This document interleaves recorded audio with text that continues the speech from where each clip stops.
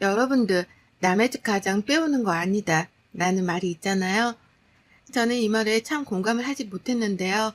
제가 결혼하고 나니 뼈저리게 느껴지더라고요. 저는 경기도 다산에 거주하고 있는 평범한 아기 엄마입니다. 오늘은 저희 유별난 시댁 이야기인데 저희 시어머님의 별난 행동을 꼭 이야기해 드리기 위해서 사연을 보내게 되었는데요. 시댁 이야기를 하기 전에 가장 먼저 저와 저희 남편의 연애 이야기를 해보아야 할 것 같아요. 저랑 남편은 제가 직장 다닐 때 거래처에 다니던 거래처 직원이었어요. 둘이 일 얘기도 하고 사적인 이야기도 하니 금세 친해졌고 한두 번이 세네 번이 되어 어느 순간은 연애를 하고 있더라고요. 그러다 결혼 이야기가 슬슬 오갔고 저희 부모님은 두 분 다 정년퇴직을 하셔서 노후 준비가 탄탄하게 되어 있으시고 반면 시댁은 아버지가 오랫동안 투병 생활을 하다 돌아가셔서 집이 많이 기울었다고 하더라고요. 남편네는 시어머니, 신우언니, 남편 이렇게 세 식구인데요. 신우언니는 원래부터 독신 생활을 꿈꿔서 일만 알고 지내는 분이라고 남편이 늘 이야기했었거든요. 주변에서는 왜 홀 시어머니한테 시집을 가느냐, 그건 지옥문이다 등등을 많이 말씀해 주셨지만 그땐 그런 말들이 들어오지 않았던 것 같아요. 그 뒤로 상견례를 앞두고 있을 때 저희 부모님은 편안한 곳에서 식사를 하기를 바라시고 시어머니 되실 분은 이럴 때 유명한 코스 요리집에 가고 싶다고 하시더라고요. 저희가 당연히 내려고 생각해 적당한 곳으로 모시려고 했지만 시어머니 되실 분이 너무나 그런 곳을 원했기에 정말 비싼 한정식 집으로 상견례를 하였습니다. 비용은 당연히 저희가 내려고 계산하려는데 저희 부모님이 식사 가격이 만만치 않을 것 같다고 생각하셨나 봐요. 미리 내주셨더라고요. 시어머니 되실 분은 그런 것도 모른 채 앞에서 음식이 생각보다 별로인 것 같단 등의 이야기를 늘어놓으셨죠. 그 뒤로 결혼 준비는 매우 힘들었어요. 한복을 맞추는데도 꼭 한복을 굳이 사고 싶다고 하시는 거예요. 요새 누가 한복을 입나요? 한복이 솔직히 한두 푼도 아니잖아요. 저도 저희 엄마도 다 대여를 하는데 어머님은 그 한복이 너무 마음에 들어서 이런 걸로 꼭 하나 맞추고 싶었다고 하니 그때 남편은 그냥 하나 사드리자 우리가 이러더라고요. 이뿐만이 아니라 예단하는 데에서도 너무 요구하시는 게 많아서 예단 예물 생략하기로 했는데 저희 집에서 그래도 가장 좋게 해주셔서 보내드렸어요. 이게 결혼의 지옥문이 시작된 것일까요? 결혼하고 나서도 어머님의 요구는 끊이지가 않았어요. 시자가 들어가서 아마도 얄밉게 제가 생각하는 걸 수도 있었겠지만 전화만 드리면 입에서 서운하다라는 말이 먼저 튀어나오셨거든요. 항상 또 뭐가 먹고 싶다, 이런 것 좀 사달라 이런 말을 하시니까 쿠팡이나 마켓컬리에서 장 봐서 보내드리고 저희가 못 가는 날에는 배달 어플로 어머님 드시고 싶은 음식들도 시켜드리곤 했어요. 당연히 최선을 다했다고 생각했고요. 그렇게 결혼 생활하는 내내 연애 때 안 싸우던 남편과 저도 큰 소리를 높이게 되고 사이가 멀어질 때쯤 임신이라는 사실을 알았습니다. 남편과 저는 아이가 생기면서 사이가 다시 자연스레 좋아졌죠. 어머님 또한 아이가 생겼다고 하니 전보다는 좀 서운하다라는 말을 덜 하시더라고요. 그렇게 10개월을 만난 우리 아이는 정말 예쁘다라는 말로는 표현할 수 없을 정도로 너무 경이롭고 행복하더라고요. 몸은 힘들었지만 아이를 품에 안고 있으면 온 세상을 다 가진 기분이었습니다. 그러다 신생아 때 아이의 심장에 조그마한 구멍이 나 있는 것을 알았습니다. 정말 그때 세상에 태어나서 꺼이꺼이 울어본 것 같아요. 다행히도 심장의 구멍은 신생아 때 간혹 있는 일이라 자연스럽게 커가면서 다치기도 하는데 그렇지 못하면 그때는 수술을 해야 할 수도 있다고요. 그래서 육아휴직을 냈던 회사에서도 저희는 맞벌이를 해야 했지만 아이 건강을 위해서 제가 퇴사를 하였습니다. 10년 다닌 회사라 회사 사장님께서도 아이가 괜찮아지면 꼭 복귀하라고 말씀해 주셨고 감사하게도 저는 오래 다녔던 직장을 그만두었습니다. 그렇게 아이를 케어하는 일에만 몰두를 하였고 다행히도 아이는 많은 잔병치레 없이 잘 자라주고 있었어요. 그러다 어느 날 어머님께 전화가 왔더라고요. 받아보니 이번에 이사를 가야 하는데 요새 전셋값이 다 비싸다. 혹시 너 오래 다녔으니 퇴직금이 좀 되면 빌려달라고 하시는 거예요. 가족끼리 돈거래 안 하는 게 맞다고 생각한 저는 처음에는 어려울 것 같다고 했거든요. 근데 어머님이 저보고 너무 매정하다면서 갑자기 툭하니 전화를 끊으시더라고요. 그 뒤로 그날 저녁 남편이 어머니께 전화를 받았는지 우리가 아직 그렇게 큰돈 들어갈 곳이 없으니 엄마 먼저 빌려드리면 어떻겠냐고요. 사실 지금 살고 있는 이 전세 아파트는 저희 아빠 친구분이 집주인이셔서 시세보다 굉장히 저렴하게 살고 있거든요.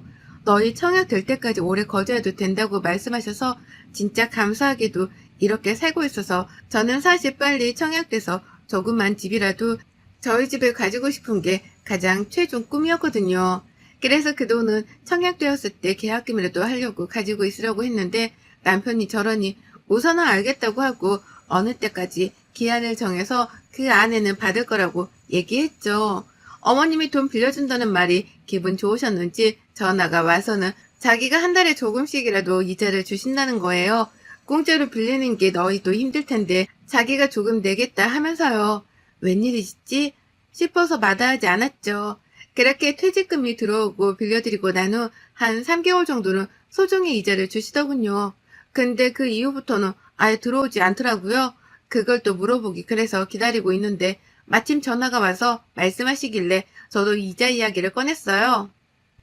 그랬더니 요새는 후불이자가 더 낫다면서 자기가 돈 갚는 날 이자를 그때 다 쳐서 주겠대요. 솔직히 믿지도 않았지만 그래도 가족이니까 그 정도는 해주겠지 생각했던 것 같아요. 그러다 덜컥하고 넣은 청약에 당첨이 된 거예요. 비인기 지역이기도 했고 작은 평수이기는 해도 진짜 신혼부부 특공으로 돼서 정말 너무나 기쁘더라고요. 자기 집이 생긴다는 게요. 남편도 너무 좋아해서 계약금 입금하는 날만 기다리고 있었죠. 어머니께 빌려드린 돈도 기한도 거의 끝나서 이번에 저희가 청약이 돼서 그 돈으로 계약금을 내려고 한다. 언제쯤 줄 수 있냐 물어보니 조금만 기다리라고 곧 준다고 하시더군요. 알겠다고 하고 며칠 동안 아무리 기다려도 깜깜무소식인 거예요. 계약금 기한은 다가오는데 그래서 빨리 어머님께 전화도 드리고 찾아도 가보았어요.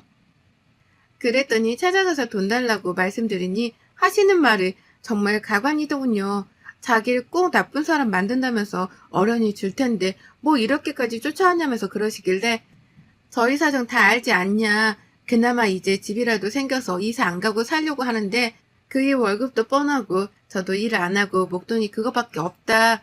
근데 계약금 안 내면 취소되니 돌려달라고 하니 갑자기 막 우시는 거예요. 자기도 뭐 안 주고 싶어 그런 것 같냐면서요.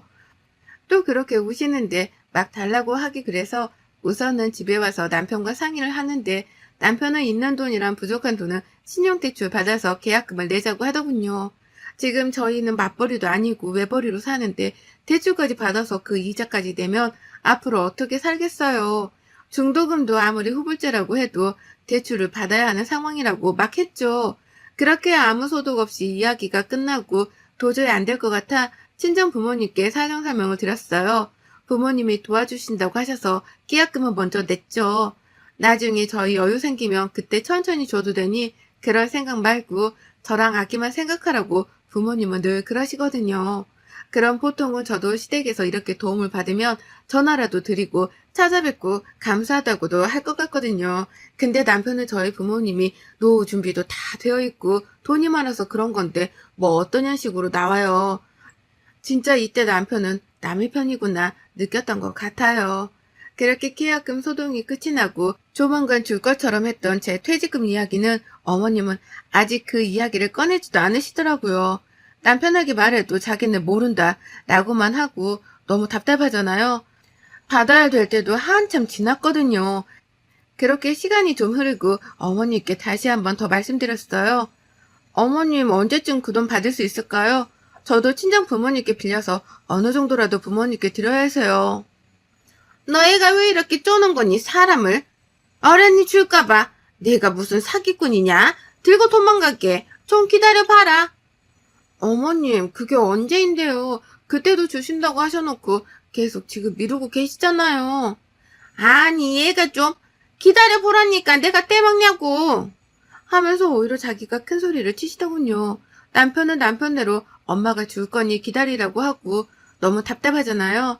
그런 답답한 마음을 가지고 살고 있는데 그주 주말에 친정에서 시댁에 가져다 주라고 과일 같은 거를 보내주셔서 남편이랑 아이랑 시댁으로 건너갔어요.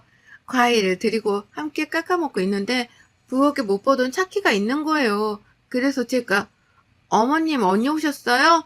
라고 물으니 아니 왜? 걔 지금 부산 출장 가 있어. 라고 하더라고요. 그럼 이거 차키 뭐예요? 라고 하니 갑자기 말을 더듬으면서 아 이거 친구가 잠깐 두고 간 거야. 뭐 차 나보고 필요하면 쓰라고 해서. 그래서 제가 아 네 이러고 말았죠. 그렇게 시댁에서 와서 곰곰이 생각해 보는데 왜 사람이 촉이란 게 있잖아요. 아무래도 어머님네 한번 다시 가봐야겠다고 하고 있다가 남편한테 잠깐 아이를 맡겨두고 시댁으로 급습했어요. 근데 정말 그때 제 눈을 도려내고 싶을 정도였어요. 어머님 집으로 가는데 나오는 모습이 어머님만 있었던 게 아니라 어떤 남자분이랑 같이 나오는 거예요. 아니 너무 놀라서 그냥 숨어버리기는 했는데 그게 무슨 일인지 그리고 숨지겨 지켜보는데 그 남자가 어머님께 차를 고맙다고 했나? 이런 식으로 이야기하는 것 같더라고요. 그래서 도대체 무슨 돈이 나셔서 저거를 사셨을까? 뭘까 싶었거든요.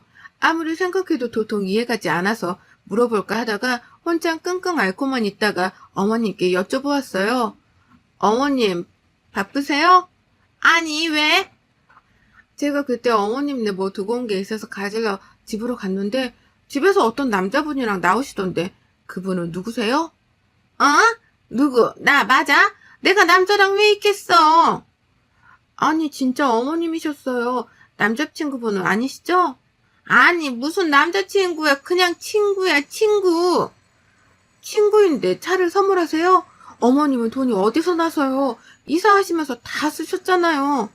무슨 차를 선물해. 네가 잘못 들은 거겠지. 옛날에 나랑 같은 동네 살던 그냥 아는 친한 동생인데 집에 놀러 오고 싶다고 해서 놀러 온 거야. 무슨 남사스럽게 남자친구니. 그런 거 아들한테는 절대 꺼내지도 말아라. 아, 네. 이렇게 아무리 대화를 나눠도 도통 그 사이가 보통의 사이는 아니었던 것 같거든요. 그런 오해가 조금씩 사라질 때쯤 신호 언니가 출장에서 올라와 저희 아기 보러 온다고 집으로 놀러 왔더라고요.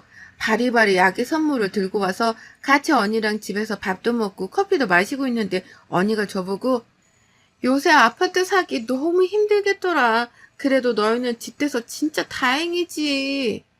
맞아요, 언니. 너무 힘들어요. 어머님 아파트 전세도 그 동네 다 올랐다고 하더라고요. 그러니까 그래서 엄마 전세에서 월세로 돌렸잖아. 내가 지금 월세 내주고 있는데 만만치 않더라. 보증금을 많이 내도 월세가 장난 아니야. 네? 월세요? 어머님 전세 아니세요?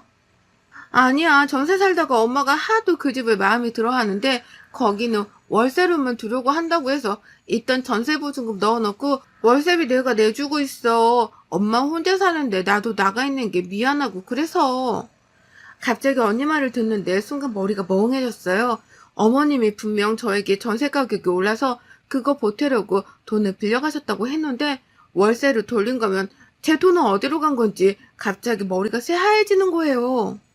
언니, 저 어머님이 전세 가격 때문에 퇴직금 받은 거 좀 빌려달라고 하셔서 빌려드렸는데 지금 월세인지 저 몰랐어요. 라고 하니 언니가 아니 얼마나 빌려주냐고 왜 그런 큰일을 말 안 했냐고 하더라고요. 자기는 몰랐다고요. 그러면서 엄마가 도대체 그 돈이 어디에 필요해서 빌린 거냐고 자기가 분명 계약할 때 금액도 다 확인하고 월세도 꼬박꼬박 내주고 있다고 하면서요. 그렇게 언니가 당장 엄마한테 가보자고 어머니께 갔더니 집에 안 계시는 거예요. 근데 언니가 막 옷장을 뒤지더라고요. 서랍장이요. 통장을 찾으려고 하셨던 것 같은데 언니가 옷장을 여는 순간 발견한 건 명품 옷부터 가방까지 쫘르르 있더라고요. 언니랑 저는 순간 너무 당황해서 어찌 해야 할지를 몰랐고 그때 어머님이 들어오셨는데 제가 지금까지 보던 어머님과는 180도 다른 모습이었어요. 화장도 거의 안 하시고 그런 분이셨는데 지금 어머님은 화장이 엄청 화려한 옷과 구두와 신발 액세서리를 하고 있으시더라고요. 심지어 어머님 뒤로 따라오던 사람이 더 충격적이었는데요. 제가 그때 본 그 남자더라고요. 어머님은 너무 놀라서 그 자리에 서 있고 그 남자라는 분은 누나 누구야? 이러고 있더군요. 순간 언니가 너무 화가 나서 지금 누구신데 저희 집에 들어오려고 해요? 라고 하니 자기가 누나 남자친구라고 했나? 그래서 언니가 당장 우선 나가라고 하고 그 남자는 보내고 어머님이랑 저랑 언니랑 셋이 앉았어요. 언니가 어머님께 정말 나지막한 목소리로 엄마, 이게 무슨 일이야? 제 퇴직금도 전세 보증금 올린다고 빌려달라고 했다는 건 또 무슨 말이야? 당장 말해. 나 도는 거 보기 싫으면. 아니, 그게 아니라. 당장 말해, 엄마. 나 지금 여기 있는 거 다 뒤집어 엎기 전에. 제 돈은 차 사는데 썼어. 무슨 차? 엄마가 차가 왜 필요해? 그리고 차가 필요하면 나한테 말을 해야지. 왜 제 돈은 왜 빌려가? 그 돈 얘네 집 계약금 하려고 달라고 했다던데 그럼 팔아서라도 줘야지. 지금 장난한 거야 나랑? 아니 팔려고 내놨는데 돈이 좀 부족해서 고민하고 있었어. 엄마 이게 도대체 무슨 말이야. 저 옷장에 있는 건 다 뭐야. 무슨 돈이 나서 이렇게 한 거야? 아까 저 남자는 누구고? 어머님이 그 뒤로 꺼낸 이야기는 정말 경악을 금치 못하는 이야기들이었어요. 저희 어머님이 등산이랑 테니스를 잘 치시는데 테니스에서 만난 남자친구래요. 그 남자가요. 테니스 코치인데 처음에 만나고 이런 것보다 그냥 몇 번 만나서 밥도 먹고 영화도 보고 했는데 어느 순간 잘 만나니까 그냥 외로워서 집에도 놀러 오고 그랬다고요. 그리고 차는 그 남자애랑 데이트하려면 차가 필요하기도 하고 남자가 자기도 차가 있었으면 해서 같이 타고 다니려고 산 건데 그 남자애가 차값은 당연히 자기가 준다고 해서 먼저 낸 것뿐이라고요. 그리고 그 돈을 저한테 빌려서 그 차를 사신 거죠.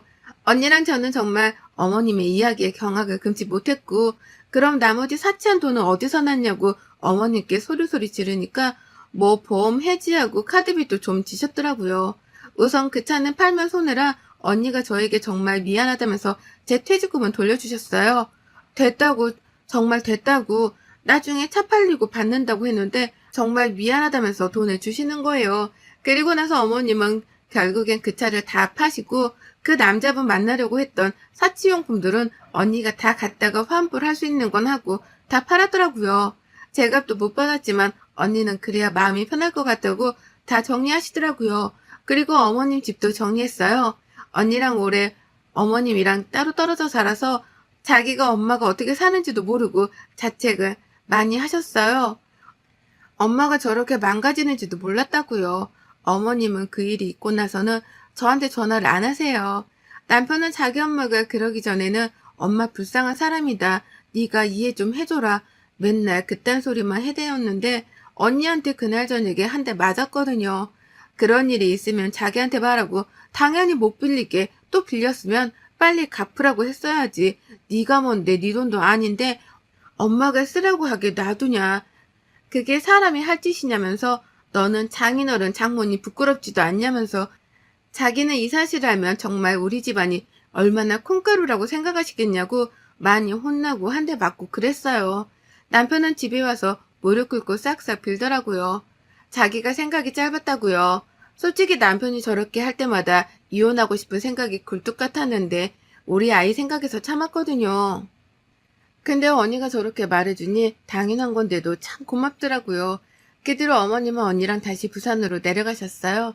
이번에는 부산에서 오랫동안 출장이 있어서 한 반년은 살아야 해서 거기에 월세로 얻고 잠깐 사신다고 하더라고요. 어머님은 가고 싶지 않아 했지만 언니가 벌써 집도 다 내놓고 빼라고 한 상태라 같이 억지로 가시는 것 같았습니다. 또 우울증도 약간 있어서 우울증 치료도 언니랑 받으러 다니러 간다고 하시더라고요. 그 이후에 언니한테 퇴직금을 돌려받은 돈은 받아서 부모님께 드렸어요. 근데 딱 반만 받고 나머지는 이사갈 때 보태서 쓰라고 하셔서 제 통장에 있네요. 어머님은 지금까지 언니나 남편이 모든 걸 해주니까 그게 맞다고 생각하시면서 사신 것 같은데 혼자 살면서 돈을 어떻게 쓸 줄도 모르고 또 기도 얇아져서 그러신 게 아닌가 싶어요. 좋게 말하면요. 그 남자는 나중에 자기는 사귄 것도 아니었다. 그냥 누나가 몇 번 만나자고 하길래 만난 것 뿐이다. 이랬나 봐요. 언니가 열불이 나서 차키랑 엄마한테 받은 거 다 내놓으라고 해서 가지고 왔다고 하더라고요. 근데 그 받은 물품이 다 고가여서 도대체 이 돈을 다 어디서 났나 싶었는데 그때 아버님이 오래전에 어머님 앞으로 뭐 연금보험 이런 걸 해두셨는데 그거 해지해서 쓰셨더라고요. 카드빚도 좀 있는데 그건 뭐 언니가 차차 갚는다고 해서 그렇게 마무리되었답니다. 또 한 번 가족 간에 절대 돈거래 하지 않는 게 좋다고 느끼는 사건들이었습니다.